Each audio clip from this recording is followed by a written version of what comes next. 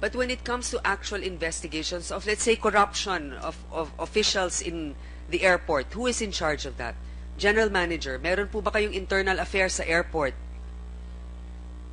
In order, as para security po, meron kami, the Airport Security Inspectorate Office, which determines yung function and efficiency of the security personnel. So meron po ba na nare-report sa inyo nagiging problema dito? Pakiulit po, anong pangalan ng tanggapan na yan? Airport Security Inspectorate Office po. Airport Security, okay. Inspectorate Office. Inspectorate Office. Nandito po ba? Wala po, Your Honor. Pwede bang mag-submit kayo ng report kung meron kayo tungkol sa tanimbala o kung anumang mga nasususpetsahan ninyo? As para sa suspension po ng personnel, wala po. Ang trabaho po nila is look at the procedures kung may nagkukulang. And normally, we give them a daily report po.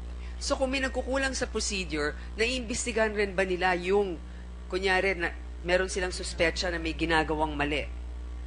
We submit the report to the OTS po. So meron naman. Pero kayo nahuli, meron po, nangingikil every o day po. nag-extort. Yes. Pakitignan lang po, baka meron namang report na dati dun sa tanimbala. We'll do that, ma'am.